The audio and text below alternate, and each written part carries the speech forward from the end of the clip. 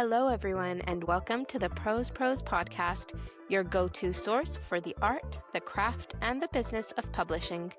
I'm Tally Shamus, an agented writer and a literary intern. And I'm Lauren Kahn, an author and literary agent. As former attorneys and book lovers, we're pulling back the curtain on an industry known for being opaque. Today, we're sitting down with Ashley Winstead to talk all about rejection in the publishing industry and how it can lead to success. Ashley Winstead is the national best-selling author of This Book Will Bury Me, Midnight is the Darkest Hour, The Last Housewife, In My Dreams I Hold a Knife, The Boyfriend Candidate, Fool Me Once, and The Future Saints. Her books have been Library Read Picks, Lone Star Picks, Best of Amazon Picks, Best of Apple Books Picks, and have received starred reviews from Publishers Weekly, Kirkus Reviews, Book Page, and Library Journal. Her work has been covered by New York Times, Washington Post, Crime Reads, Parade, Cosmopolitan, Good Morning America, Good Housekeeping, Seattle Times, and Southern Review of Fiction, among others. Her books have been translated into over a dozen languages worldwide and optioned for television. Ashley holds a PhD in contemporary American literature and lives in Houston. She is represented by Melissa Edwards of Stone Song Press, LLC. Ashley, thank you so much for joining us today. It is such an honor to have you here and so surreal after reading your books for so many years. The honor is mine. Please believe me. This is so fun. Thank you for having me. Oh, of course. Yeah, we're going to have fun. I see behind you, you have a rom-com on your left, Yeah. and you have The Last Housewife, which is, I just finished rereading. I was craving it. I was like, I need to reread it before I talk to Ashley. Yeah. It is quite the opposite of a rom-com. A lot of Goodreads reviewers similarly made that discovery, much to their chagrin. Yeah.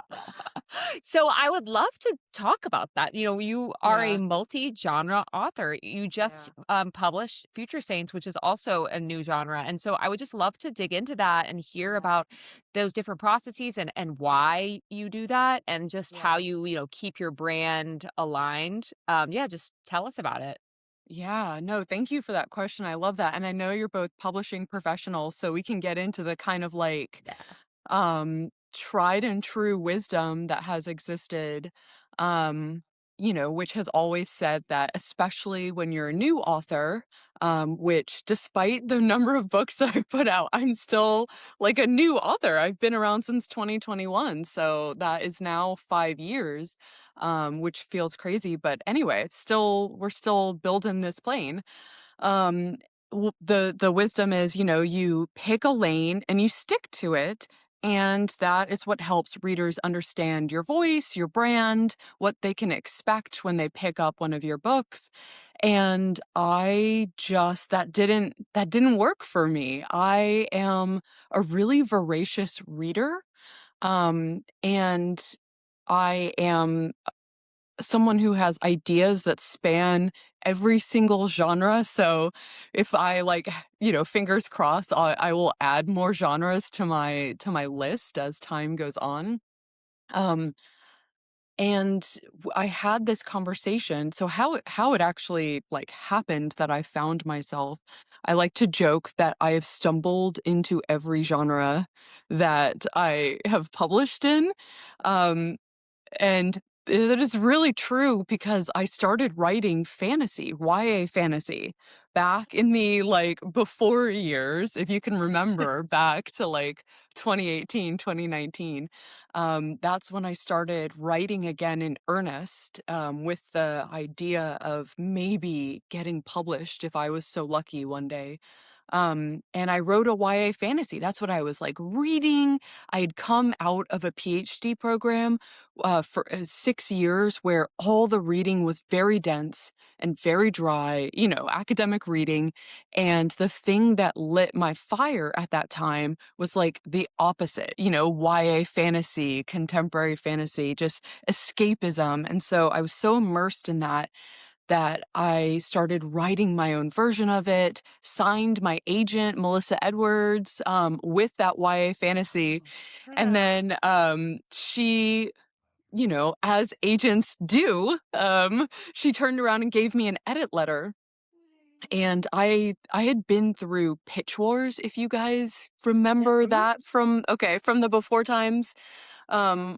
I'd been through pitch wars with this manuscript, which is to say that I'd spent like 3 to 4 months furiously editing it, like this YA fantasy. I had changed everything, gutted, rebuilt it.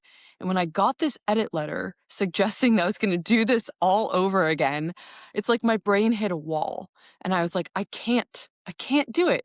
And I opened my Word doc, to a blank page. And I was like, it would be easier for me to start over on a new book and like try to address all the major concerns that my pitch wars mentors, my Mhm. agent have identified in like a whole new manuscript. So that's what I did. I had gotten a lot of critiques about, along the lines of like, have you ever heard of plot? Or, things need to happen in a book. Jury's still out. No. And I out of spite, I was like, I'm going to prove that I know how to plot a book and that I can write something fast paced, and propulsive. So I just started writing this idea about like a college reunion. And I think about 40 to 50,000 words in, I was like, okay, I have a dead person. I have a group of friends. Things are moving fast. I think I'm writing a murder mystery. Like, I think this is a thriller. And it was. And that is how, like, I finished that project because I was super into it, sent it to my agent. And she was like, well, this is not at all what I expected to receive from you because you didn't warn me. You're going in a different direction. But I think it's sellable. So let's do it. And so that is how I became a thriller writer out of spite and happenstance. And the exact same thing kind of happened with romance, where I'd been lucky to sell In My Dreams to a publisher.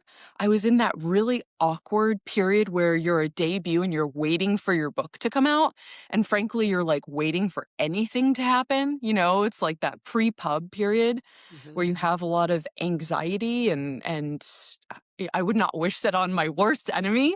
Also the pandemic had Mhm. this was like March, April 2020. So, Ah. tensions are high. And I was locked, up in my house, and my sister was there as well. She had happened to be staying with us when the like locks turned on all the doors and we were all, so she was trapped with us. And so out of a desire to write, occupy like a happier frame of mind and like live in a world, even if it was on the page in the computer screen, that was lighter, funnier than the one that we were in, and to entertain my sister, I started writing what would become Fool Me Once, this rom-com, and I would write a chapter a day, which now sounds crazy to me, but like, what else were we doing back then? Mhm. I would write a chapter a day and then read it out loud, like perform it for her at night, every night, and like listen for where she was laughing. And when she wasn't, I'd like scratch out the jokes, like, oh, that one didn't land. And it was like live performing a book for her over the course of days. And by the end of it, I had a rom-com. So I guess like the main theme is like how patient and lucky my agent has been with me all these years to get these like, hey, surprise, here's a different book. And God bless her, she's been like, okay, I think there's something here. Let's roll with it. I would love to dive in a little bit to the relationship between you and your agent Yeah, and right from the start how it's developed over the years. So I guess I'll preface this by saying that, there's a power imbalance between writers and totally. agents. Absolutely. Writers, they just want to get published, right? And the agents are the first gatekeepers there. So Mhm. I know many of my friends, once they sign with their agents, are really scared, Oh, to yeah. do anything that might make their agent. Terrified.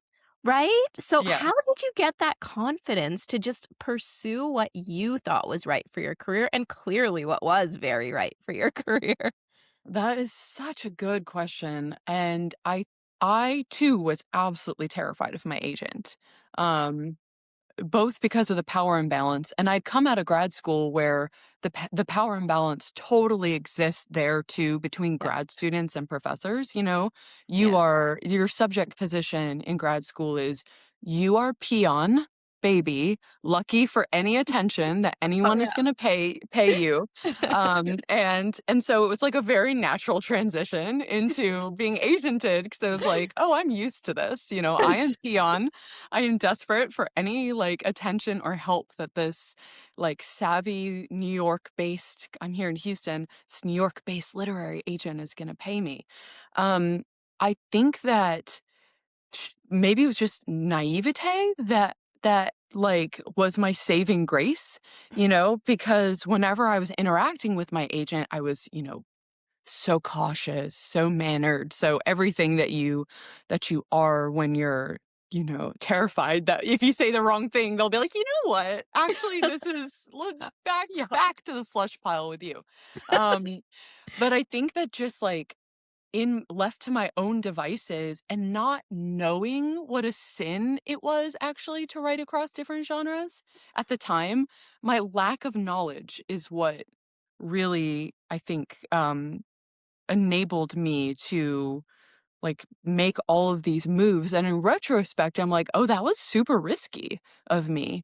Or that could have ended poorly for me. Like I could have spent all those months writing this thing only to have my agent be like, nope, like I don't care how good it is, that's just like not what makes sense for your career. So put it to the side. Um, so again, just like sheer ignorance is probably my saving grace, and that I happen to luck into um, signing with an agent who represented different genres. And Mm. I did know when I was going into my career that I wanted to write across different genres, eventually. So that is part of the conversation I had with Mm. Melissa, my agent, when we were first discussing representation. I was like, I have all of these ideas. I kind of listed some for her, and she was like, okay, that's, we're going across genres. So I kind of prepared her. She just didn't think it was gonna happen so soon and so consistently, like hop, hop, hop, hop. And we had this conversation when we were about to go out wide, submit um Fool Me Once, my first rom-com. Um, we had this conversation like, should we use a pseudonym? What makes sense for your brand? And she was savvy enough, I think, to recognize that with social media and readers' ability to get to know authors in ways that like we didn't have access to in the past, like it's, that there would be increasingly less need for you to really build a brand in a genre, that there might be more latitude um, to kind of say like, okay, Ashley Winstead, I think she writes like flawed, complex female characters or whatever it is. Look at me giving Mhm. myself a compliment, but like across genres, Mm. um, and that people might get to know me and be willing to follow me. Um, so that I didn't need to like adopt a pseudonym. But we got so far as like me choosing a pseudonym that I was going to use. Um, and and then we kind of just like rethought it. We're like, you know what? Let's kind of do things a little bit different then. Let's take this swing and see if it's going to work.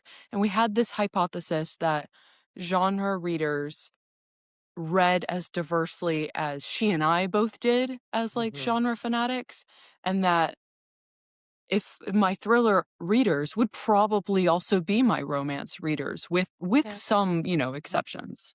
So that was the bet we made, and so far it's paying off. We're those readers. That's the best Yeah. part is we are those readers. Yes. And when we got the arc of Future Saints, I didn't even have to frankly read the back. And I knew it wasn't a thriller, but I just knew I'm about to read an excellent book because Ashley Winstead is an Bless you. excellent writer.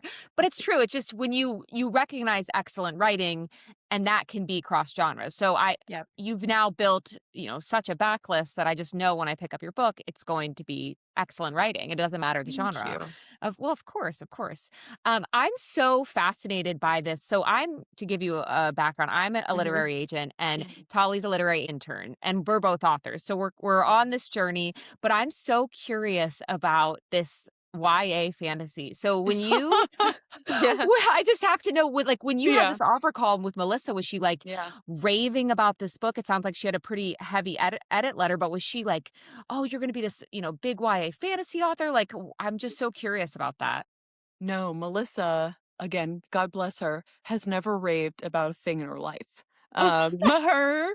Her personality is like extremely deadpan, extremely like if I get an exclamation point out of this woman, I am like print it and frame it and put it on the wall. She is very like now she and I have this like incredible and super close relationship where we text each other like frequently, we joke, we have been on, like, we've gone to conferences, not together, but like she's been like, oh, you're going to be at the Hamptons Mystery, I'll come up for it and stay at the hotel. And we just have this such a close relationship. So I know her like very, very well now. And I feel so comfortable to just be completely myself.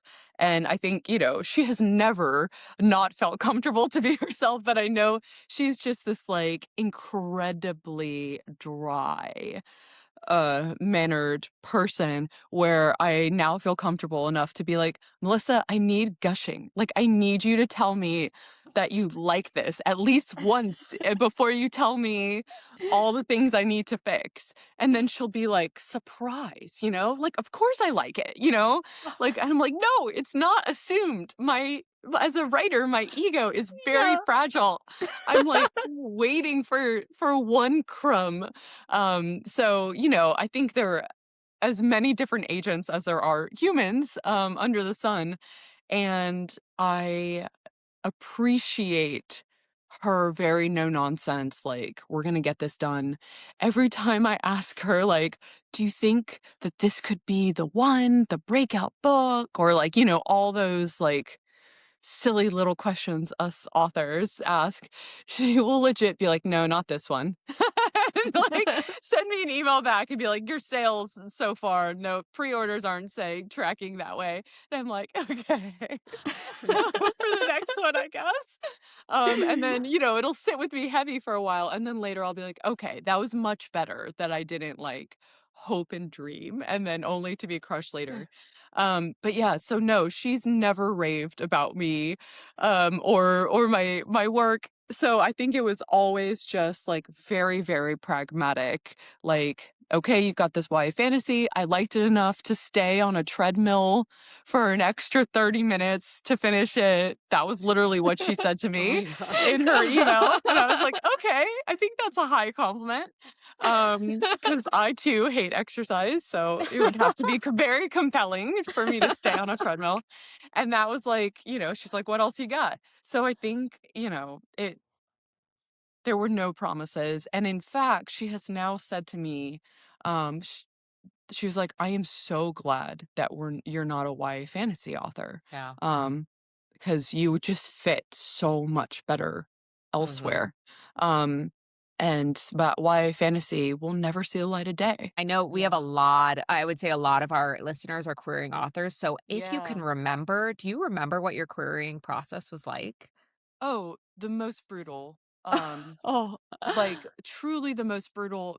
And it was I mean, that's why I applied to Pitch Wars. Because I had written this book, this manuscript. I mean, and I had queried 100 plus agents with this manuscript. Nothing but rejection. Like I had not even had a single request for pages. Like Wow. complete shutdown. And I didn't know what was wrong with the manuscript. I Yeah. didn't know enough to diagnose what was going on. And I went so far as I was, paying for those workshops where an agent gives you their take on it. I'm sure some of those workshops are wonderful, and very valuable. The one that I went to wasn't so much. Mm. Um, and it wasn't great. Now looking back, I realize that I was writing new adult because that was the Mm. age range that my characters, they were in college. And while that's all well and good now, in 2018, 2019, there was no space for that in the market. Right. And so that's kind of what I was hearing was, no, you know, there's no room for this. This is new adult, and new adult doesn't exist on the market. So I was essentially writing Ninth House. I now also realize, like, yeah, I know. My heart. When Lee Bardugo like announced that, published that, I've never had a more heart-shattering moment because I was Oh, like, oh, that's my book. Like the description of it. Now that I've read it, I'm like, okay, there would have been wiggle room, but that was like my book, and she was one of the first people to, wow. like occupy that fantasy new adult space in a really Yeah. serious way. Like, and of course, I think you had to have the star power of Lee Bardugo to do that, for people Mhm. to allow you to do that. Mhm. Anyway, I jumped on Twitter, which I was very new to back in those days. And saw and like started following writers, the hashtags, and saw that there was this thing called Pitch Wars. And I thought, why not? I mean, the odds are very, very slim because I think they were like proudly advertising that it was harder to get into Pitch Wars than Harvard, with all the people and I was like, oh God, that sounds terrible. But whatever, throw the hat in the ring for that and for every other thing. And lo and behold, I got in. I will never forget the moment. This is like so fortuitous now, but it was the night before my husband and I were going to fly to Nashville for our 10-year college reunion, Oh, Whoa. wow. which would then go on to inspire In My Dreams I Hold a Knife. Yeah. Oh, I just got chills. Oh my Yeah. gosh, Yeah. that's It was crazy. it was the night before, and they did the Pitch Wars announcement of everyone who got in. And I was scanning down the list, my heart beating, like sweating, and I saw my name. And I could not believe that I saw my name. I shoved my laptop at my husband and I was like, "Is that my name? Is that my name?" Like, and he was like, "That's your name." And I just, out of all the wins that I've had in my publishing career, nothing has felt like that first win. Wow. Yep. And that wasn't even a guarantee of anything. That was just like you got into this mentoring program where you're going to do a lot of hard work for 3 months. But I was just so ecstatic that for the first time in years, someone had seen something in my writing, Mhm. like Yeah. enough of a glimmer to choose me, Yeah. And so, wow, that meant so much to me. And the first thing my mentors did, God bless them, they were like, you need to either age down your characters into high school or age them up into adults. And I chose down into high Right. school because I wanted to keep the institutional part. So, yeah, I rewrote it with their advice, and I got my agent through the showcase at the Wow. end. And even that was a very harrowing experience. And I hope that the querying writers listening to this just take all of this as like proof that you can receive 100,000 no's and it can still work out. Yeah. Yeah. But the Pitch Wars was a gift. RIP Pitch Wars doesn't exist anymore. Pitch Wars was a gift in that it gave you the opportunity to, have people weigh in on your work and participate in this agent showcase.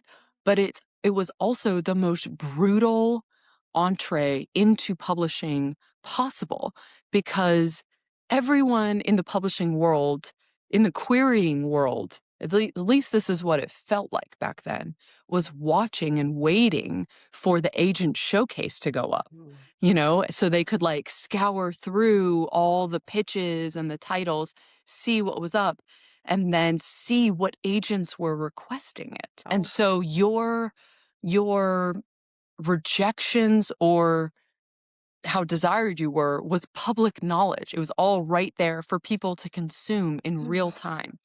And so if you were one of those lucky people who had 50 agents piling up, like, oh my God, this sounds so good. Please send me pages at blah, blah, blah, Gmail, whatever. Then you were a hot commodity. You were on top of the world. If you were one of those people who was being ignored, had Mhm. like two little requests or whatever, then you were failing in public. Mm. Everyone was like, ooh, sucks to be them. And I was one of those people, the latter, where I had 6 total requests up against people who had like 56. And we had Wow. our like Facebook chat, that all of us mentees were on, where people were like, oh my God, I got another request. And this one's from, Jim Uh, McCarthy or whomever, and everyone's like, oh, and we actually had to like separate out the winners and the losers into different threads. It was so intense, you guys. yeah. Mhm. Wow. So, of course I was hanging out on the loser thread where everyone's like commiserating. But I got 6 total requests. Everyone saw. I was like, wow, okay, this did not work out the way that I had hoped that it would, you know. But one of those 6 people was Melissa Edwards. Mhm. And, I queried when Pitch War Showcase was over, I queried the 6 lovely humans who requested from me, and then I queried widely because that Yeah. was the advice. It was like, now that you can say that you're Pitch Wars alum, you might have a better chance of Mhm. of reaching people. So that's what I did, and I got a request I got a request for pages and then an offer of representation, I would say within 2 months, Wow. which for me was very fast since I had Mm. spent years in the wilderness with like absolutely no responses from anyone. Mhm. Um, yeah, years in the wilderness, but anyway, then that as it like the querying writers will understand, it's like when someone offers and you get to go back to all the agents and tell them that you have an offer in hand, it's like you become a whole different kind of commodity. Yeah. All of Mhm. a sudden someone wants you, so the agents are like, "You guys understand this?" You're like, "Okay, this is gonna move up to a little bit higher in my list. I'm gonna pay Yep. attention to this." A, someone else has done some vetting work for me and seen that there's something here. And B, like, we're now on a ticking timeline where, Mhm. you know, I probably have a shorter amount of time to respond to this person. And so that's what it did. And it kicked off this thing. And um, I had I had, multiple offering agents, which was a great feeling and ended up choosing Melissa. So that's my story of just like constant rejection. And even it's like 1 step forward, 10 steps back. Yeah. Mhm. And you know what? That's what being a published author is too. So Yeah. it really prepared me well for that.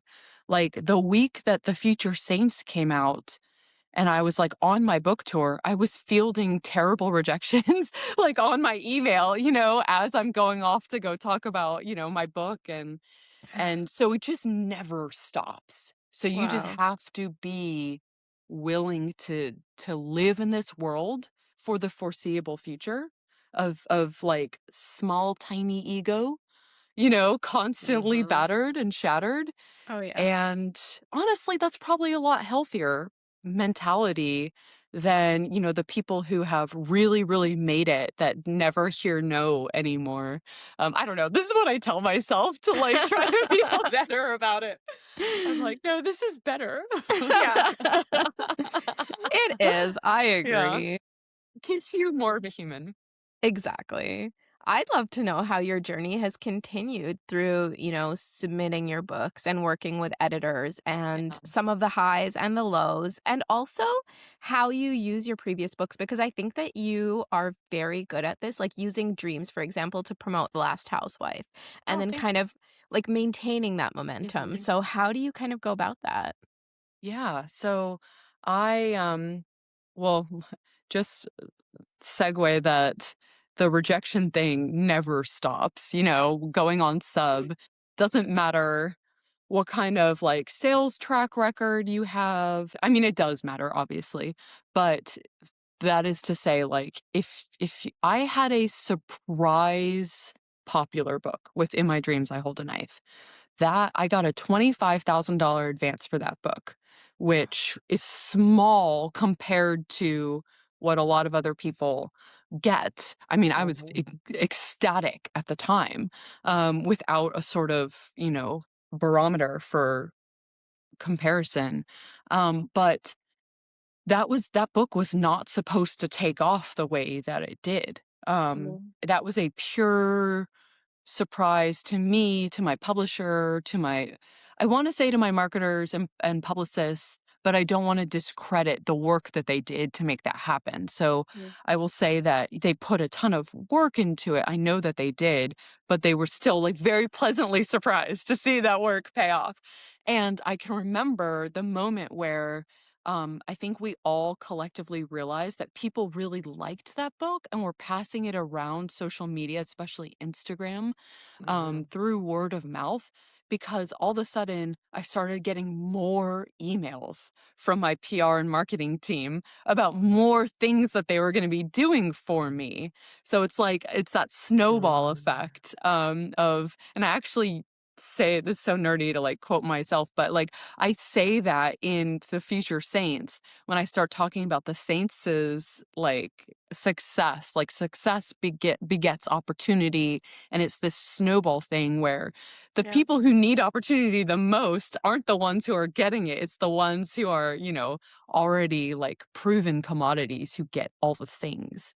And I obviously critique that, even though in some ways I've benefited from that.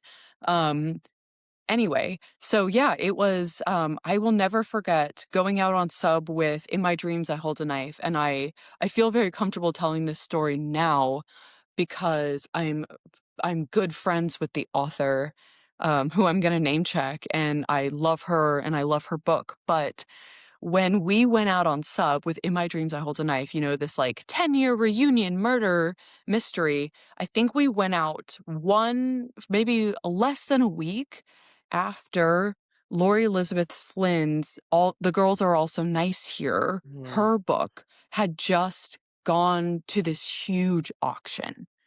And there'd been like a bidding war for it. Simon and Schuster won. And I landed in editors' desks with like a very similar premise with my Mhm. book. And we got a wave of like instant rejections from Mhm. editors saying, "Hey, I love the premise. In fact, I love it so much that I just like bid on a very similar book and lost. So this is going to be a pass from us." And so that was another like sobbing in I was at a work conference for my day job, and getting like 15 no's at a time or Oh. something like this, was some brutal email where my agent was like, "This might be one of those situations where you don't get published purely from some freak thing.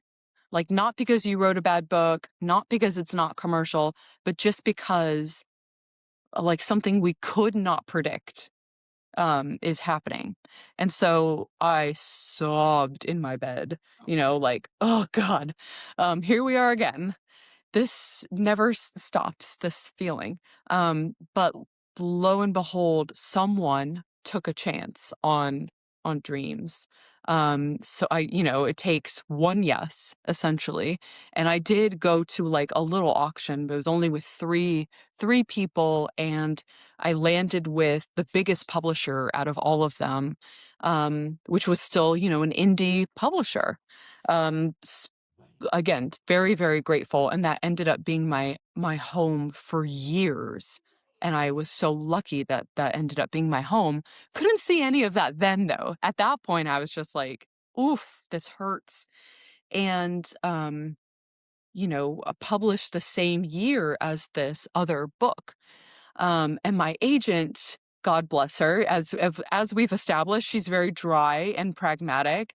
And she was like, "Well, this is going to be your competition, this other book, and it has way more marketing, way more everything." And I just decided in my little head that instead of viewing this book as my competition, I was going to view this as a like, hey, we're two authors who are clearly really interested in the same things. And we clearly like each other's taste because we're writing the same things. And she seems really cool, also intimidating because she's like beautiful and like so smart and sharp and everything. I was like, I would like to be her friend. And so, like, that's what we did. We kind of like in the background, we read each other's books and we decided we were going to be friends. And we, everywhere on social media, we were like, if you like this one, read this one. Or if you, and vice versa. And we kind of flipped it around and we were like, it's a read alike thing. And because it turns out that that's how readers operate. It is. If you like something, you're going to want more of it. Like the Yeah. romance genre, people understand that very fundamentally in that genre. And so trying to take a little bit of that, and it worked, people were just like, oh, dark academia is like the thing this year. And here's a whole slew. So I think I really benefited from what I could have received as like an existential threat to my debut book. And I hope that Lori would say the same thing. She didn't need my help, let's say that. But at least I wasn't some dark horse trying to like mess with her or whatever. That sounds so stupid, like I even had the power to, but yeah, it was just a happy thing. And now we're friends and we blurb each other's books all the time, and Amazing. so yeah. But whenever you go, you both know this as, being on the lit agent side, whenever you go out in a new genre, it's like you're debuting again. You have to have the whole book written before someone will take you seriously. And your sales record is an interesting fact, but it's not predictive in the way that, if you were staying in the same genre, they would probably consider it. So I keep doing this to myself where I'm like, let's just start over and make it as hard as possible. Yeah. So my sub process reflects that. Where even to this day, you get so many more no's than you ever do yeses, even within, your same genre. So querying writers listening, trust me, I'm in it with you. Like, this never stops. Yeah. Very true. Now, That's probably depressing. Sorry. It gets better. This is what I mean to say. Yeah, and the Yeah. perseverance part is extremely Yeah. important, and you just Yes. yeah, have to keep going and find Yes. friends in the industry. That for story sure. about you and Lori is amazing because we've Yes. talked about jealousy on this show, and it's Oh, yeah. so easy to just Oh, pull up Publishers Marketplace every day and just read the deals and think, yes. "Oh, that person wrote a book just like mine." But I love what you said. Readers don't really care. Like if I read for Exactly. example, like a true crime podcast book, I'll probably just read Mhm. another one. I don't care that I've already read a book like that. Exactly. That's Yeah, such a selling point for you. Now you get to Exactly. be like, and in fact, the better that book does, the yes, odds are higher that people are going to be like, oh, you've got something like that. Ooh, that book has a great sales record. Like, let's exactly. go. Exactly. Tell me more. Those people are your friends and your kind of sales pitches. So, Mhm. it's all good. Really, the people that writers need to quibble with are not each other. It's the gatekeepers, it's the Yeah. people deciding the budgets. Like, those are the people that you need to quibble with instead of like these fiction debuts. Yeah, exactly. And at this point, I mean, you've had a wide range of experiences, right? You've Mhm. published with indie, you've published with Big Five. Yeah. How have those experiences compared to each other? Love this question. And I will even say at this point, um, I have published with 4 different publishers. Wow. So literally, it's like, what are they? The infinity stones that like the Avengers collect. Like, I am fucking collecting publishers. Um, so Macmillan, Simon and Schuster, HarperCollins, Source Books. I've published with them all at this point, or like will publish with them once, Hawk Girl Murder Club comes out this summer with Macmillan. And my experiences have ranged so widely Wow. um, through these different publishers. I have had every single kind of publishing experience that you can imagine. I've had surprise hit. I've had we geared her up to be a hit and she flopped. I've had medium support, she flopped. I've had medium support and she did a lot better than we expected. And I think I'm about to have like lead title, fingers crossed, Oh. for the first time in my career. So we'll see what I do with that. I hope I get to come back to you guys in a year or so and be like, it was lead title and then she lived up to everyone's hopes, instead of like lead title and she flopped. But No. no, I've had every experience under the sun. You know that you're going to get like good treatment when you get your marketing and PR plan from your team and it is tailored to your book. And it Mhm. is someone has considered you and your book specifically and like done a tailored plan for that. You know you're in good hands. You need to start worrying, I've learned, when you get a paint by numbers marketing and PR plan. That's like we're going to do all the things that you would expect we're going to do. We're going to try to pitch your book to the New York Times and you're like, that's not going to work. Like I can tell you that they're not going to do a review of my book. Olivia Waite is the only person out there for romance writing reviews of romance work. And she publishes like that article twice a year so Yeah. like 8 people total are going to get that. What are we doing to actually move the needle? I've had the experience where I've had to try to have postmortems with my PR teams and marketing teams to try to figure out why my book flopped and have horrified them to the point where like it was a very defensive experience in a way that I didn't intend. I've had experiences where I've done a postmortem and the team has been thrilled to do it and like wanted, be like, okay, so here's what we think we did that didn't work. Here's what did. So let's try to lean in here. My day job was in politics and communications before I left it to become a full-time writer. So I come at this with a very like business mind frame of, it's a crowded world out there.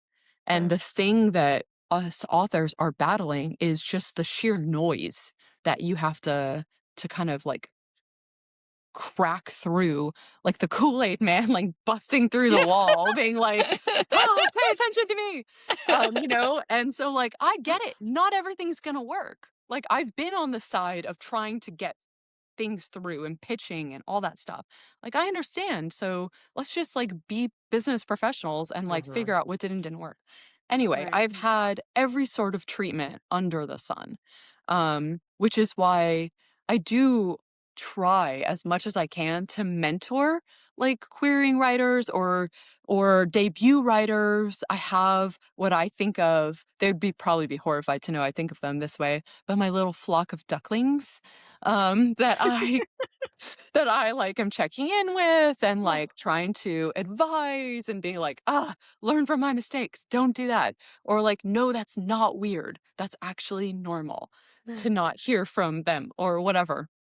Um, so I try to just like parlay all of these different experiences into advice for other people. But I always say, like, if you're a querying writer or you're a debut writer or an early career writer, which not enough attention is paid to early career writers Mhm. Yeah. who haven't broken out yet Mm. and need opportunities because as you guys probably both know, the industry's in love with debuts. Debuts Mhm. are like sexy and shiny because the world's their oyster. Anything could happen. Their book could break out.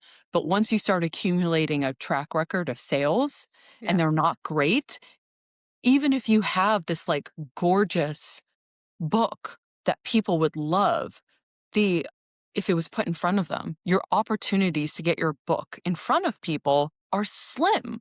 Slimmer weirdly than they would be if you were a debut Mhm. because people just don't treat 1 or 2 book out writers like sexy, shiny, first time authors. So, anyway, I try really hard to just parlay this experience into something useful for other people and to try to learn from it myself, you know? Like my Yeah. agent and I are constantly strategizing on strategic phone calls. It is what I it love is, that. you know. To Yeah. watch too much Love Island, so that's now part of my vocabulary. It is what it is. And can I pull you for a chat? Yeah, I'm like, oh my I god, follow you. why am I saying these things? I love that. Oh Yeah. my gosh, that's the Oh my best. gosh. Wait, I don't know if this is in your PR plan, but you gotta be a bartender on Watch What Happens Live. Have Oh you thought my about that? god. I mean, that's such a dream, right?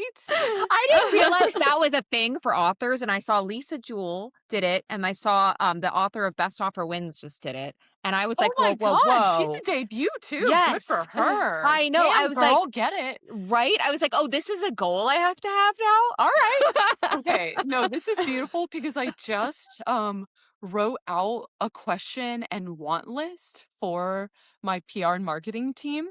So Mm. I'm gonna go back and add this Add it. to it. Add it. And when I tell you that I reach for the freaking Jupiter for, when I make these wish lists, I'm like, you might find me delusional, but I'm just going to put this all out here. I would like this. This is what I've seen, so and so do. Can I Mhm. have it? It's like that Mm, sort of thing. yeah, And let them be the ones to say no. And when they do say no, then you learn where you stand. You learn how exactly. to adjust your expectations, and you Mhm, learn whether or not you need to supplement their work. So for the first 4 books that I published, I hired an outside PR and marketing mm. team Okay. to supplement the work of my publishers. And everyone was like, other first time writers, they were like, oh, do you think it's going to piss off your publishing team, like a vote of no confidence? And I was like, first of all, this is before I got to know my publishing team. So, I got to learn that no, not at all. It didn't piss them off at all. But I was kind of the mind frame like, so what? This is my career. No one's going to care about my career more than me. Mhm, This is what I'm going to do for myself. I took that tiny little advance, $25,000, and I put in like almost half of it to this PR team. And it's not like wow. I could really afford, I didn't have like a ton of personal wealth slash no personal wealth. Let's be honest. I was like, I had to work a day job to sustain myself and pay rent. But I was like, this is an investment in myself and in this book doing well. And then my publishing team, it turns out, was delighted to have their efforts, like have 2 to 3 more people working on my behalf. Mm. They got to count their wins as, as their own. Like every time my book showed up in, Marie Claire Mag, 156 books we're looking forward to, in 2021, then they got to take that and add it to Mhm, their Yeah. list of wins. It was a great experience. They got to divide up the pitch sheets of all the, reporters and journalists they were reaching out to. Who doesn't want their work cut in half? Yeah. It was totally well received. The only reason that I ended up eventually not working with my outside PR team, who Dana Kay, public relations, fabulous, highly recommend them to anyone. But was just because like I kind of didn't need that boost anymore mhm, because we had done enough to convince my internal publishing, like PR and marketing teams to really invest a lot more in me. Mm. Um, so it was kind of like I got to the point where I was like, okay, I don't think I need to invest this much of my own capital because I think we've convinced the publishing house to give me all the things up front that used to have to be like we were arguing for. Yeah. Wow. And so, in addition to, hiring the publicist to having Yeah. your in-house team, You had mentioned that dreams actually broke out on Bookstagram, and 1000%. Yeah. Mhm. do you find that social media has changed over these past 5 years? Do you find that, your book still I've seen The Future Saints all over Bookstagram, so I think it's still Love to probably hear that. Yeah. It's one of those things where I never know if it's like with the political thing where you're like, oh, everyone votes the way I do and has the same beliefs as me. Because when I go on social media, Yeah. everyone's echoing. But so I can't tell if it's like all my Bookstagram friends are my friends and are nice to me, so they pick up my book, so I'm seeing it, and then like outside this little bubble I've created for myself, if it's not happening the same way. I really honestly don't know. But I'm also someone who is probably a bad person to ask because I haven't entered the TikTok fray. Like Mm, for me, Instagram is where I'm comfortable. I genuinely love being on Bookstagram. Like, I love Instagram. I love commenting on people's posts, not when they're about me. That's lovely too. But just like in general, I'm like, oh, I am someone who I had 200 Instagram followers in the lead up to Dreams. I never used Instagram. It was just wasn't a part of my life. I wish I'd known about Bookstagram before I learned about it as an author, because that would have been like such a cool thing to be involved with, like earnestly as a fan and a reader. But I came to it first as an author, and I 1000% credit the word of mouth success of Dreams to Bookstagram. People, and this was kind of before TikTok was Book Talk the way it is now. yeah. So really Instagram, I think, was like the most powerful force for word of mouth with books. And Dreams totally benefited from strangers recommending it. And every time someone would tag me in a post, a nice post about in my dreams, I'd obviously respond, because that's like so kind, and I was sitting there with like this debut mindset of if someone was nice to me, I like wanted to buy them a present and ship it to their house. You know what I mean? Like Yeah. I was so I couldn't believe that strangers were being so nice to me, every time they would like read my book. So, we'd message on in our DMs and we'd become just like friends. And so I was probably this author that people are like, whoa, she crazy. Like you tag her in something and she's like in your DMs being like, thank you so much. I just wanted to thank you again for like even reading it. Um, but I ended up building this community of readers I would talk to all the time to the point where I had to eventually establish boundaries. Like Mm, my journey has been, I leaned in way too hard and I gave everyone all my time. mm, Um, yeah, I would be up at midnight in my like responding to DMs, like having really long conversations with people who were telling me about their mental health struggles and really Oh, just wow. like, it was like there were no boundaries. Like if yeah. someone read my book and wanted to talk to me about it, I was there. I Yeah. was responding. And my husband like kind of looked over at me one night and he was like, this has to stop. Like, he's like, I don't think Stephen King is doing this. Like, I don't think, and he's like, I don't think that this is what you need to be doing in order to be an author. And I was like, I get that, but this is kind of like what I need to be doing to be me as an Yeah. author because I'm a very boundaryless person, and like if someone gives, like, I want to give back as much or more. He's like, you have to adjust this and grow some Yeah. boundaries. Mhm. So that's been one of my biggest journeys my own little mental health journey that I've been on as a writer is like saying thank you and like genuinely meaning it and building relationships with people without being like, do you want to be best friends? And sure, I'll give you my address so you can send me like, the Yeah. thing you made of the cover of my, Yeah. just maintaining a little bit. But that has been hard too because when you are friends with bookstagrammers, and you are coming out with a new book and they want it from you and you want to give it to them, but maybe you can't because you're literally not in charge of arcs and where they go, Mhm. or you really are hoping people like it, but you don't want them to feel obligated because they're friends with you. It's been a tricky thing to navigate. Yeah. Um, and so it is fraught with peril.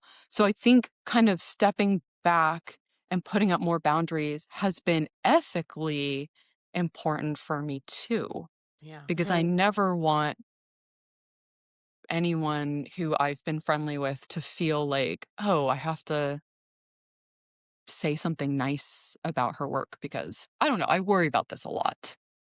Um, Yeah.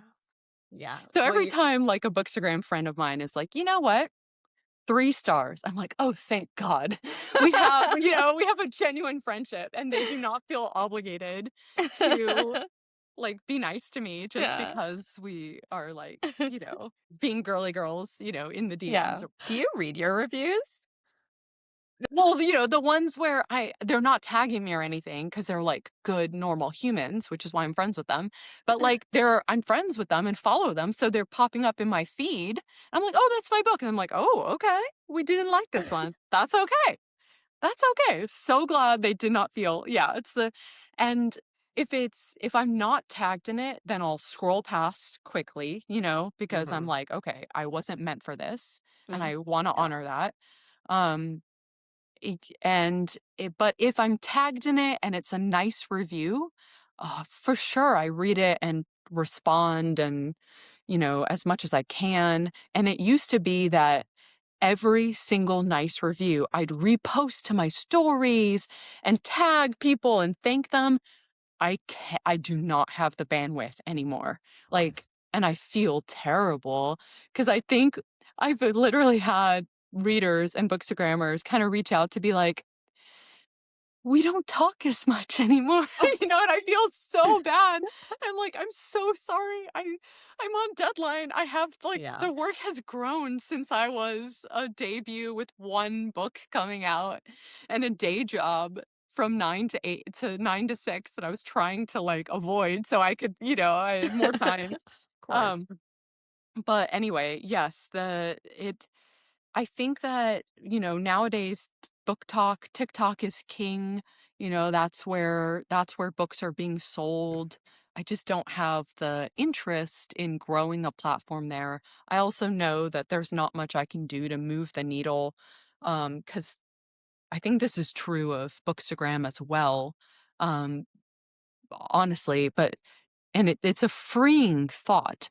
Nothing I, as the author with my platform of 17,000 followers, which not that I'm very grateful for that much, but I'm not Allie Hazelwood. I'm not Colleen Hoover. I'm not Emily Henry, where, I put something out and the echoes are heard throughout social media. Um, I'm not going to do anything to move the needle Mhm. on with my books. So, which on one hand is like, okay, loss of power. There's no power here. On the other hand, freeing because Mhm. it's not on me. The Yeah. responsibility is not on my Totally. Mhm. shoulders. Totally. And those boundaries are so important, as you mentioned, when you're on deadline, which Yes. Yeah. leads to a question that I've been wondering. I mean, you are prolific. This book Yeah. will bury me came out last summer. Then we just had Future Saints come out like a week ago, and then Hawk Mhm. Girl Murder Club is right around the corner. Yep. How do you do that? And I mean from a craft level, like, are you Mhm. an outliner or Mhm. how fast are you writing? And Yeah. what is your process? Like, what is your routine? Please just give us any secret that you can. Yeah. No, I think the honest answer is I love writing so much. It's what I want to do every day when I wake up. So I write every day pretty much, with very few exceptions. Like if I go on vacation or something, then I'll take a break. But it is the thing I want to do more than any other way I could spend my time, like watching Netflix or, whatever, insert whatever. So it's not hard to write every day. I almost feel guilty saying that because I know that, you know, writer's block is a struggle that a lot of Mhm. us have, a lot of us writers. And I think when I had a day job, it wasn't hard because I would spend 8 hours dreaming of getting to that laptop and doing what I wanted to do for once, in my day. And so I was like getting home, washing my face, taking my bra off, and like immediately sitting in front of the laptop. And that was like victory, joy. Um, and this the same feeling when I wake up now that my days are my own and I get to just like write all day. It's the same feeling where I can't wait to pour my coffee and sit down and like get back into it. So I think that really has a lot to do with it. I'm an extremely I used to make jokes when people would ask me about being prolific. I think because I didn't want to sound like I was tooting my own horn. I'd say like, "Oh, well, I don't have kids and I don't have a lot of friends and, so this is like what I do." But I don't think that's true. The truth is, I am very disciplined. Like, Mhm. I will give myself that pat on the back. God forbid a woman compliment herself. Um, I am very disciplined. Like, if I need to get something done, I am going to work my ass off until I've gotten it done. Mhm. I am going to figure out how it's going to happen and I'm going to make it happen. And that's what you need to do to write 2 books a year. Yes. You have to be able to sit your ass down and work, even if you don't feel like it, which luckily for the most part, I do feel like it every single day. Um, but there's no better feeling for me than getting completely lost in writing a book. So I'm constantly chasing that feeling. Every single day of my life, I write 7 days a week, coffee to wine. Just that's the rhythm of my day. And routine is really important. So if I go on vacation and I don't write for like a week, that's when it's hard to write again, is because I've gotten out of the routine or the rhythm. My brain has been like, oh, what we do now is like sip sparkling rosé and lay out on a lounger. Like that's our life now. And I have to retrain myself. But I think if I could if I could go back and change things, I signed 2 different 2 book a year contracts with 2 different publishers. So that's why, like, I literally have 2 books due. Mhm. Right now, I am doing first pass pages on Hot Girl Murder Club so that we can wrap her up so she can go to print. I got edits back on my next contemporary fiction novel from my editor. So not the follow up to Future Saints, but the one with the same Yep. with Atria. And I am now I've gotten my pitch for my next thriller accepted. So it's time to start drafting my next thriller. And so I kind of have to like tier out how I'm going to work on these things. Hot Girl Murder Club will come first because that has a deadline of February 24th. So that's pressing. Um, and then I will probably toggle between the editing work for the one and the drafting for the other and kind of let my mind go where it wants to go. Mhm. Um, and this is like a very luxurious period of time for me because neither of those 2 projects have deadlines yet. Hmm. Um, Now I know that they will soon, like probably any day now, I'm going to get an email from those 2 editors being like, and by the way, I forgot to mention that, I want these edits back by March 20th. And then I'll have to be like, okay, damn it, putting the drafting of the thriller down and all. So I try to give myself as much creative freedom as I can within the boundaries of my work. Hmm. Um, but you asked about process, and I am a crazy outliner.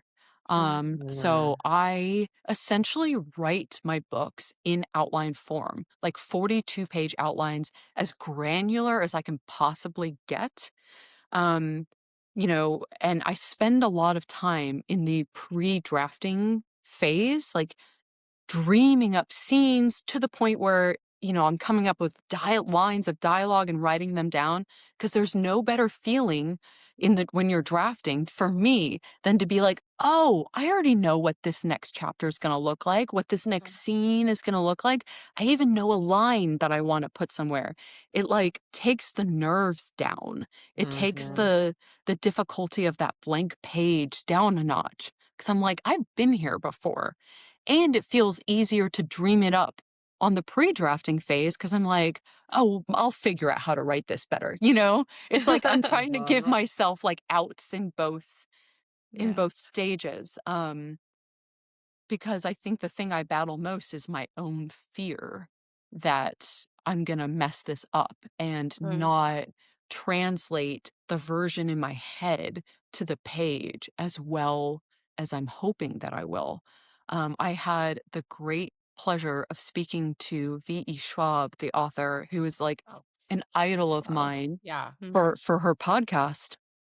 And we were talking about how we're both perfectionist, overachiever, type A personalities.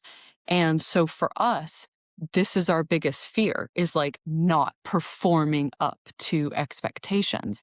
Mm. And that's why the first draft of our books is the worst draft and the worst time, mental health wise, mm, because that's the farthest away the book is ever going to be from this perfect, shiny thing in your head. It's like you've vomited Yeah. it as best as you can.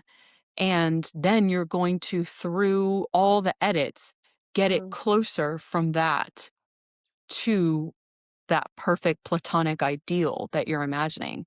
Um, and so it's kind of comforting to think, when you're looking back at that first draft, this is the worst it's ever going to be.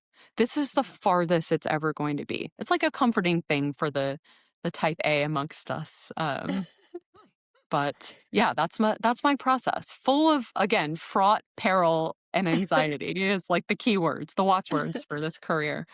Yeah. It's so funny you mentioned V. Schwab because actually, when I was reading your work, Yeah. on a line level, I know your books are very different, right? Fantasy and Yeah. but on a line level, your prose reminds me of hers. Kind of like it's the way to weave these images into your Mm. sentences in this elegant way that she does as well. It really does. It is very similar. But This is the best compliment I've ever been given, and no one can ever take it away from me. It's recorded. I can go back and listen to it. Thank you. What an aspirational thing. Thank you. And I will say, if there's even a nugget of truth to that, then it's because I grew up reading V.E. Schwab, mm, Yeah. and having her words and her writing like sink itself into my brain and be such an influence. Like I got the opportunity to tell her this, which is really cool. Like I love this for my fangirl self. But I just got my PhD, and I was in this like really emotionally difficult, liminal space where I was trying to figure out if I was going to continue to pursue academia like everyone expected me to, like you go and get a PhD to do, really. It's like, in English, you're supposed to teach. The job market in academia was and is absolutely terrible. I was having Yeah. zero luck.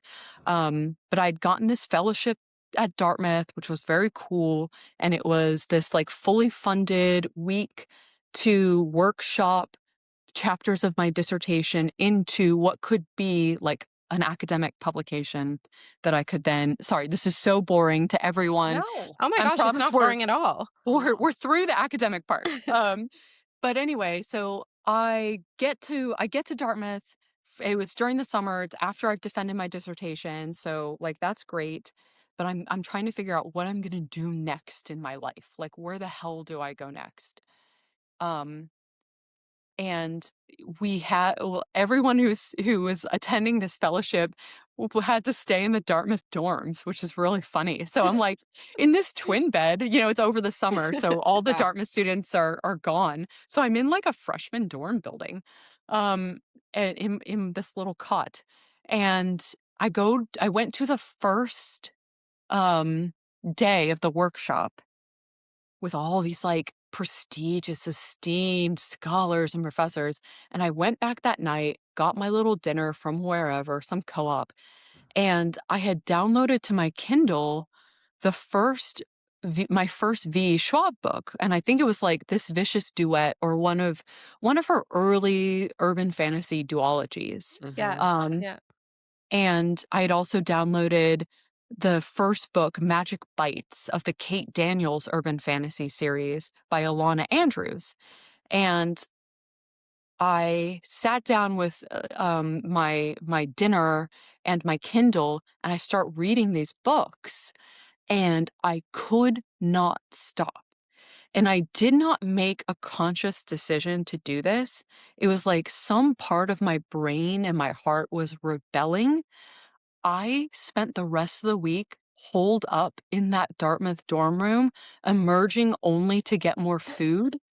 I bought and downloaded the rest of both of like every V. Schwab's backlist at the time, all of the Kate Daniels books.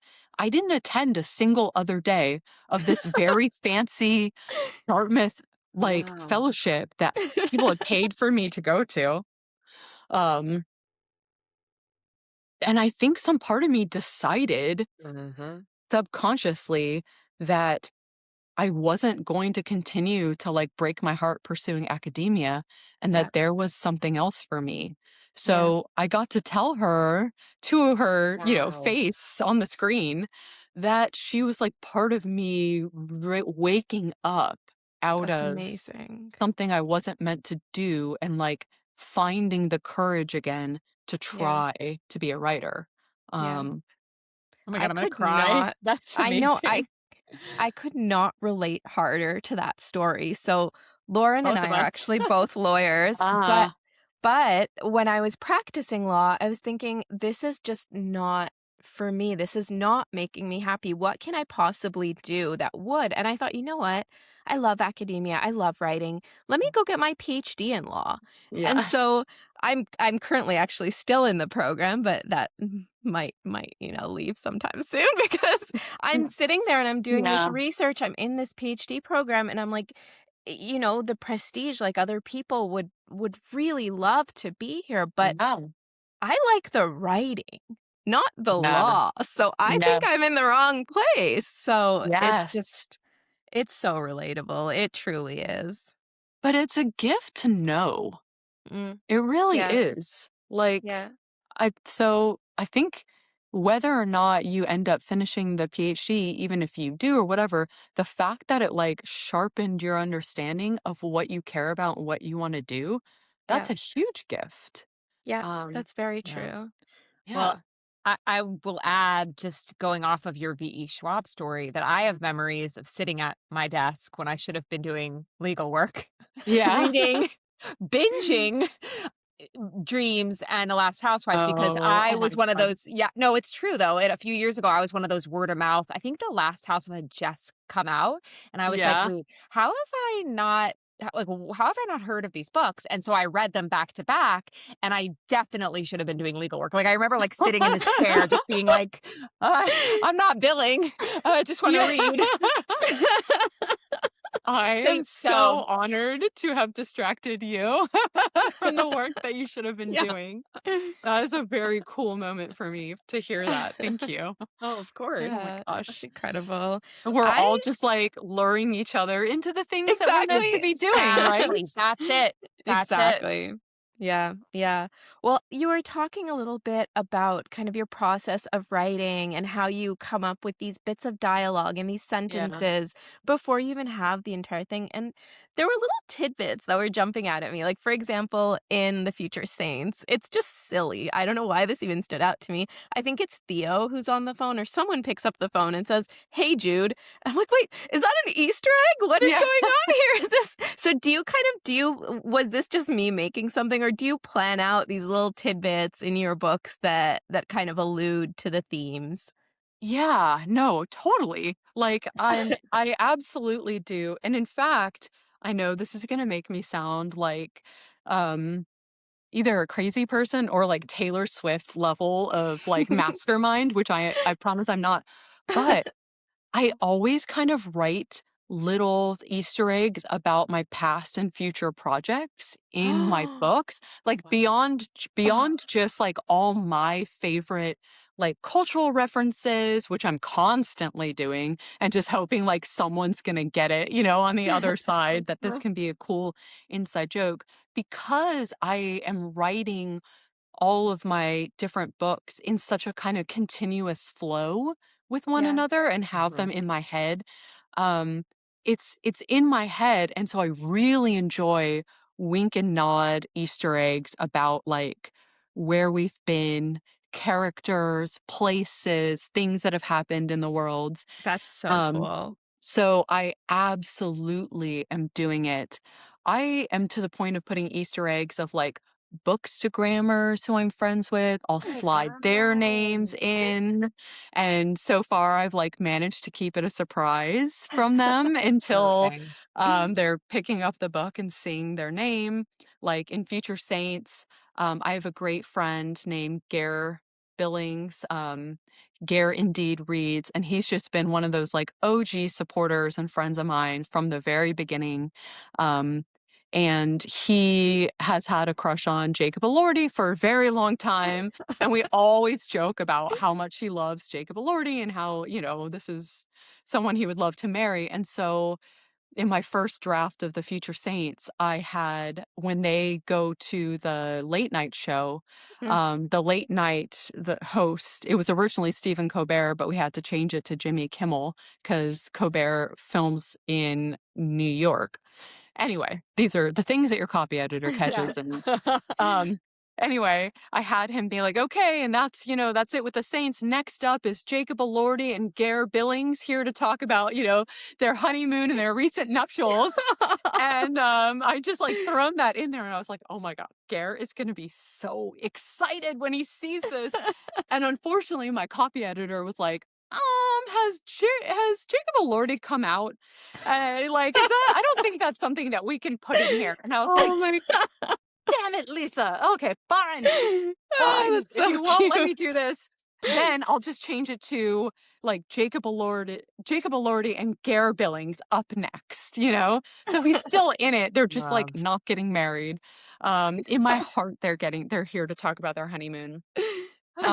But that was a really fun moment. And Hot Girl Murder Club, it's like I love Easter eggs. It's Mm. such a fun This is and awesome. because I am like very type A and very detail oriented and I do these like insane plot outlines for every genre that I do. It doesn't matter if it's a rom-com because I like my romances and my contemporary fiction books to be as propulsive and intricately plotted as my thrillers. Mhm. Yeah. Like why not? I want there to be those like accusations that I don't know about plot, like haunt me to this day. So I'm like, there's gonna be a lot of plot. The plot is plotting. But since I get like such a granular level, I'm like, okay, so we're gonna put this name here and this here. So yeah, Hawk Girl Murder Club is gonna Amazing. have a lot of like silly little Easter eggs too. Oh, I love that. Yes, and I recently, sorry, I'm talking way too much. Talk. But No, never enough. I recently realized two I swear to God that I have never planned this, and yet it's still happening.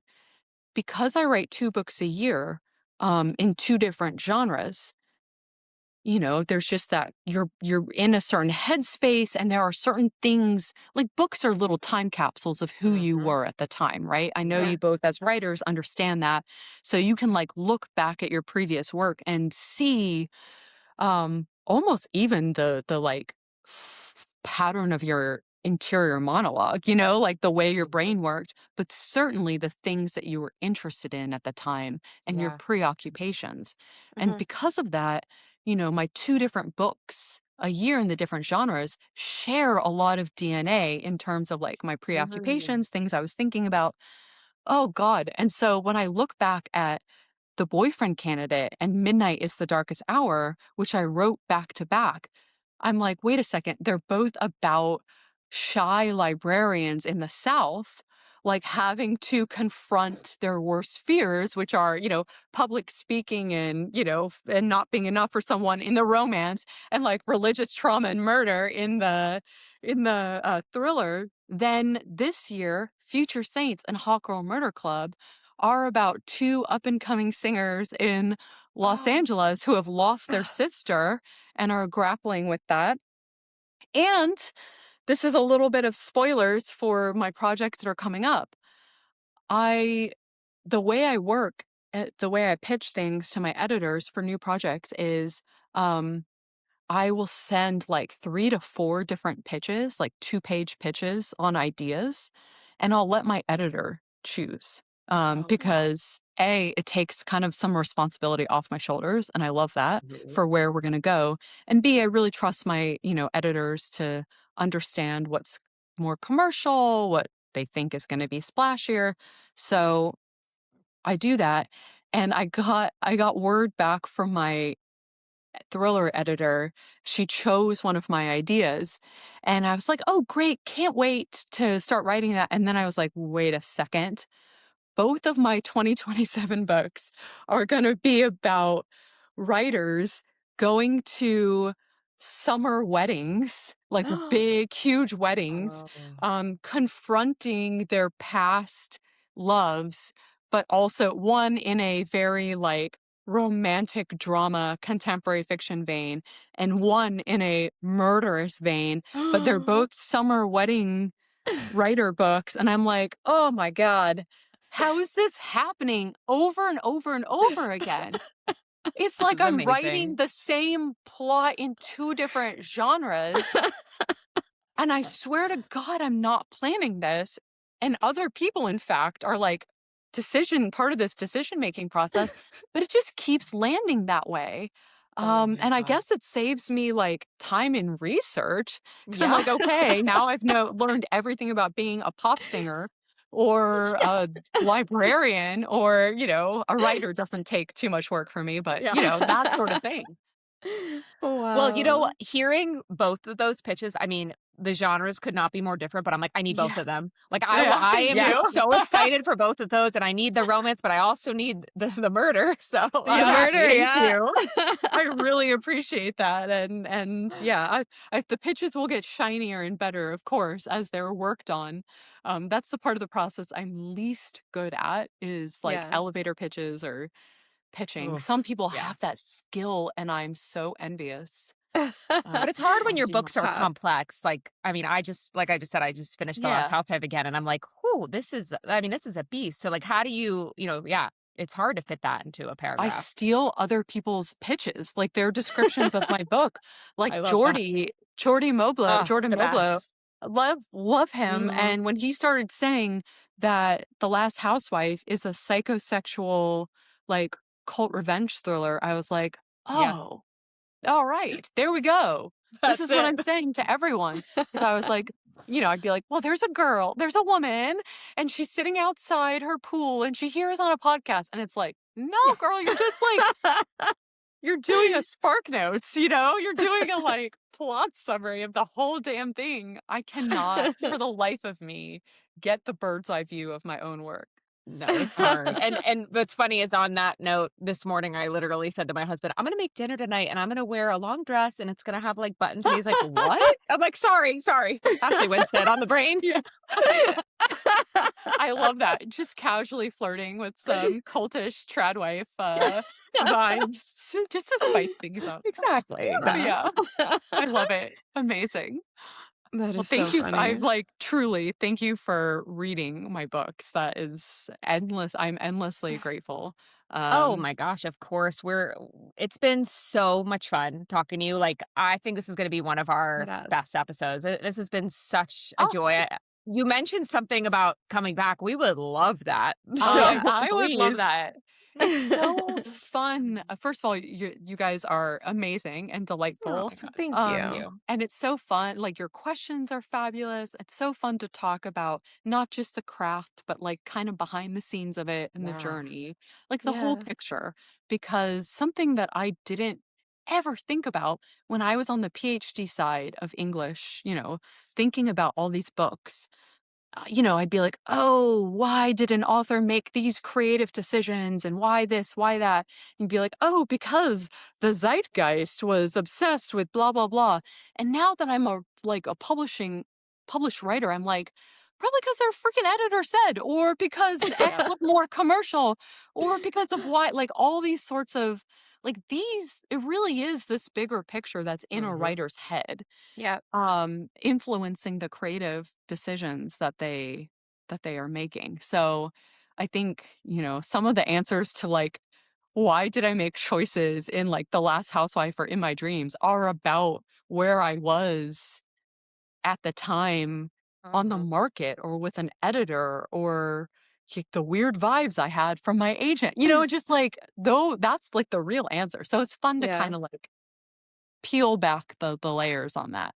It Oh, yeah. is, yeah. And I mean, we could record a whole other podcast on the disconnect between academia and practice. Oh my God, right? Right?